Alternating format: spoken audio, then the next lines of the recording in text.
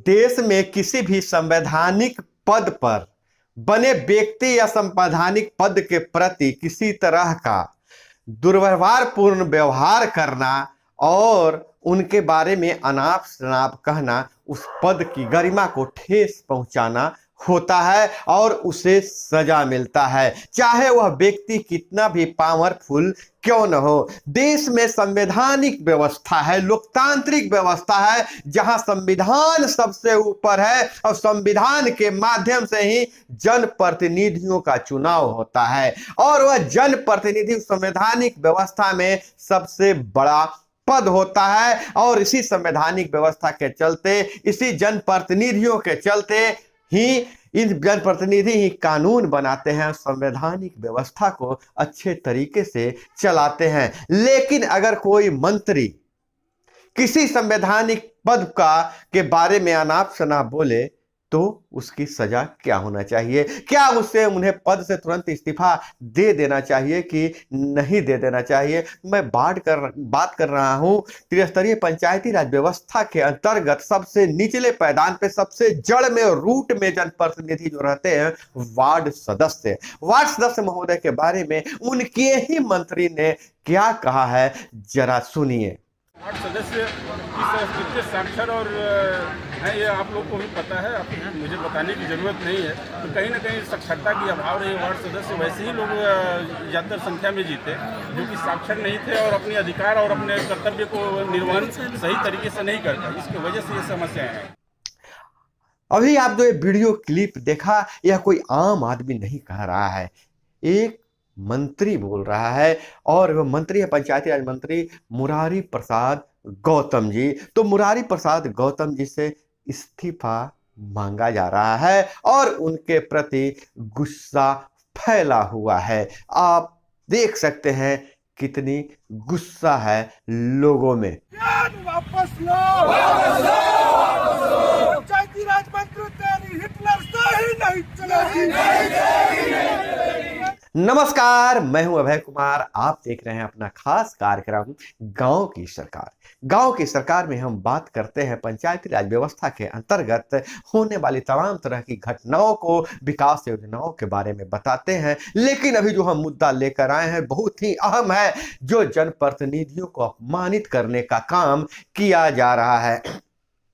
जो मंत्री जी ने कहा है कि नल जल योजना वार्ड सदस्यों के लापरवाही के कारण फेल हो गया। उन्होंने यह भी जोड़ा है कि वार्ड सदस्य जाहिल हैं, पढ़े लिखे नहीं हैं। लेकिन मंत्री जी, मैं आपको बता देना चाहता हूं कि जो ये योजनाएं बनती हैं, जो नियम बनता है, जो मंत्रिमंडल से पास होता है, उसके बाद उसका क्रियान्वयन होता है। तो जो वार्ड सदस्यों को, वार्ड क्रियान्वयन समिति को जो अधिकार दिया गया था नल जल योजना के बारे में, वो मसौदा किसने तैयार किया था? सरकार के मंत्री या सरकार के लोग तैयार किए थे। तो आपको हम बता दें मंत्री जी कि जो भी मसौदा तैयार करने में लगे थे, बड़े बड़े विद्वान लोग लगे थे, आईएएस अफसर लगे हुए थे, विभाग के सेक्रेटरी लगे हुए थे, पंचायती राज विभाग के तमाम आला अधिकारी इस मसौदे को तैयार किए थे। तो क्या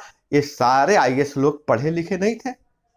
ये पढ़े लिखे नहीं थे जो ये जो योजना बनाए कि वार्ड सदस्य यह काम को करेंगे, वार्ड क्रियान्वयन समिति के द्वारा यह किया जाएगा?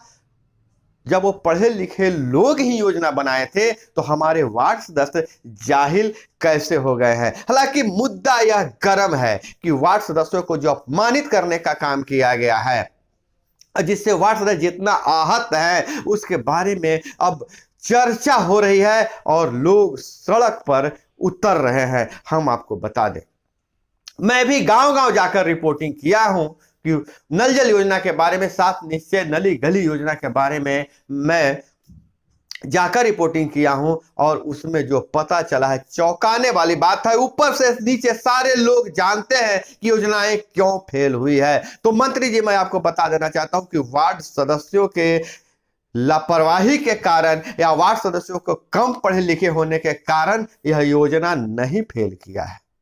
योजना फेल किया है सरकार की अदूरदर्शी नीति के कारण।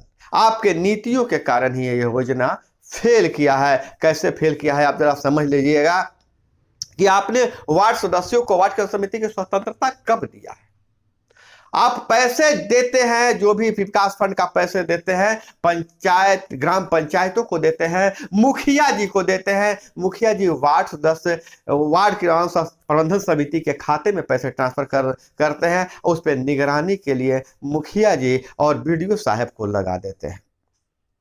और जो व्यवस्था हुआ, मुखिया जी का कमीशन अलग से बंध गया, बीडीओ साहब का कमीशन अलग से बन गया, और उसके बाद सचिव महोदय को भी कमीशन मिल गया है। सच्चाई यही है, और इसी कारण यह योजनाएं फेल किए। फेल करने का प्रमुख कारण बता दें कि जब वार्ड ग्राम समिति के खाते में पैसे आए, उन्हें नल जल लगाने के लिए कहा गया, तो वार्ड ग्राम समिति ने नल जल लगाने का कार्य जैसे ही शुरू करना चाहा, तो फरमान ऊपर से आ गया कि मैं आपको जो टेंडर जो है, टेंडर आपको खुद नहीं निकालना है, मैं आपको कुछ एजेंसी का नाम देता हूं, उस एजेंसी से ही काम कराना होगा। आपको उस एजेंसी से ही काम कराना होगा, क्योंकि अधिकारी उस एजेंसी का चयन किए थे, और उस एजेंसी से आपका जो भी लेन देन है वह फिक्स हो गया था। जब एजेंसी वार्ड सदस्यों को वार्ड सदस्यों के पास एजेंसी काम मांगने नहीं जाती थी, काम मांगने बीडीओ साहब के पास गया, मुखिया जी के पास गया, वहां सब सेटल हो गया। उसके बाद एजेंसी गांव में नल जल योजना लगाने पहुंचती है, तो वार्ड सदस्यों को सुनता कहां है एजेंसी, क्योंकि जब सैया भय कोतवाल तो डर काहे का। एजेंसी जब ऊपर जांच करने वाले बीडीओ साहब से मिली भगत कर चुका है, उनसे डील हो गया है, मुखिया जी से डील हो गया है, तो वार्ड सदस्यों को लगाता नहीं था। और इसी कारण जितने जगह एजेंसी काम किया है, वहां का नल जल योजना फेल है, और जहां वार्ड ग्राम समिति खुद एजेंसी का चयन करके अपने से काम करवाया है, वहां नल जल योजना बिल्कुल अभी तक सही सलामत है। खैर, यह फेल कैसे किया वह बाद की बात है, लेकिन मंत्री जी ने जो बयान दिया है वह बहुत ही दुखद है, चौंकाने वाला है। अब मंत्री जी से इस्तीफा मांगा जा रहा है। आखिर मांगा भी क्यों नहीं जाए? बहुत बढ़िया सवाल उठाया है कि मंत्री जी, आप हमें पढ़े लिखे अनपढ़ और जाहिल कहते हैं, तो अपने सरकार में देखिए, आपके सरकार में जो मंत्री बैठे हुए हैं, जो मंत्री बने हुए हैं, उनकी शिक्षा दीक्षा का स्थिति क्या है? और जब संविधान यह नहीं फर्क करता है कि पढ़ा लिखा ही को वार्ड सदस्य चुना जाएगा या मुखिया चुना जाएगा, तो मंत्री जी आप इस तरह का आरोप लगाने वाले होते कौन हैं? और जब आप इतनी आरोप लगा ही रहे हैं, इतनी अदूरदर्शिता से काम कर ही रहे हैं, तो आपके जैसे लोगों को मंत्री पद पर बने रहना कहां तक संवैधानिक है? तो आपको इस्तीफा क्यों नहीं देना चाहिए? तो वार्ड सदस्य पूरा आंदोलन के मूड में है, वार्ड सदस्य आंदोलनरत हैं कि हम ऐसे मंत्री से आर पार की लड़ाई होगी। और मंत्री जी की जहां तक बात है, पहले जो भी मंत्री होते थे, मैं किसी की बड़ाई नहीं कर रहा हूं और ना किसी की शिकायत कर रहा हूं, लेकिन जो देखने में आया है कि जब से मंत्री जी आए हैं, दिखते आप कहां हैं? आप समस्या का समाधान की ओर क्यों नहीं जाते हैं? क्यों आप कहते हैं कि वार्ड सदस्य ही अनपढ़ है और जाहिल है? दोस्तों, यह बहुत गंभीर मुद्दा है, और जिस तरह से वार्ड सदस्य निकल चुके हैं आंदोलन की राह पर, मंत्री जी को तो जाना ही होगा, उन्हें इस्तीफा देना ही होगा। हालांकि आइए देखते हैं, हालांकि मंत्री जी की पूरी बात सुनवाते हैं और वार्ड सदस्यों का क्या जवाब है वह भी सुनवाते हैं। वार्ड सदस्यों का धरना प्रदर्शन तो मुझे नहीं लगता है कि वाजिब है। वार्ड सदस्यों पर सरकार ने भरोसा करके 7 निश्चय पार्ट 1 में उनको नल जल योजना का कार्य दिया गया। आज वो धरना प्रदर्शन कर रहे हैं। कल ग्रामीण ही हमारे जो थे, जहाँ नल जल योजना नहीं पहुँच पाई थी, हमारे वार्ड सदस्यों की कुछ उसमें लापरवाही और कमी रही है, इसकी वजह से वार्ड सदस्यों को कुछ अधिकार में इस बार कटौती की गई है। अगर उस समय वो लोग सही तरीके से काम किए होते तो आज वार्ड सदस्यों के अधिकार में कटौती नहीं की जाती। वार्ड क्रियान्वयन समिति वार्ड सदस्य की जिम्मे, न कि मुखिया की जिम्मे। अगर वार्ड सदस्य हमारे जागरूक होते तो इस तरह की समस्या उत्पन्न नहीं होती। आज भी अगर हम भी गांव से जुड़े हुए लोग हैं। हम भी, मेरे भी पिताजी मुखिया रहे, मेरी भौजाई मुखिया रही है। हम लोग भी पंचायतों में क्या समस्याएं आती हैं और वार्ड सदस्य कितने साक्षर और हैं, ये आप लोग को भी पता है, मुझे बताने की ज़रूरत नहीं है। तो कहीं ना कहीं साक्षरता की अभाव रही। वार्ड सदस्य वैसे ही लोग ज़्यादातर संख्या में जीते जो कि साक्षर नहीं थे और अपने अधिकार और अपने कर्तव्य को निर्वहन सही तरीके से नहीं करते। इसकी वजह से ये समस्याएं हैं। मुरारी गौतम जी की सार्वजनिक रूप से बिहार से जनता से माफी मांगनी चाहिए। किसी भी जनप्रतिनिधि का मजाक उड़ाना उनके खुद मुख्यमंत्री, उनके उप मुख्यमंत्री का भी मजाक उड़ाने के बराबर है। और नीतीश कुमार को कार्रवाई करके तुरंत मुरारी गौतम से इस्तीफा लेना चाहिए।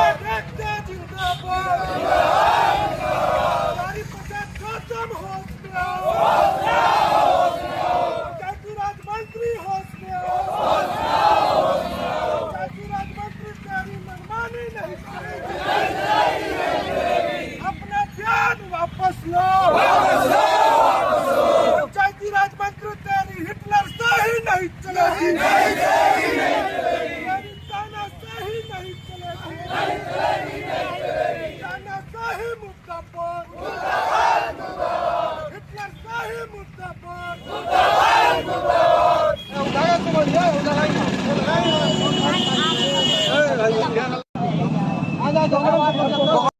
नमस्कार, मैं आशुतोष कुमार, जिला अध्यक्ष वार्ड सदस्य संघ रोहतास। मित्रों, पंचायती राज मंत्री श्री मुरारी गौतम जी के द्वारा जो टिप्पणी की गई है वार्ड सदस्य को लेकर के, और अशिक्षित शब्द कहा है, गंवार शब्द कहा है, जो काफ़ी खेद का विषय है।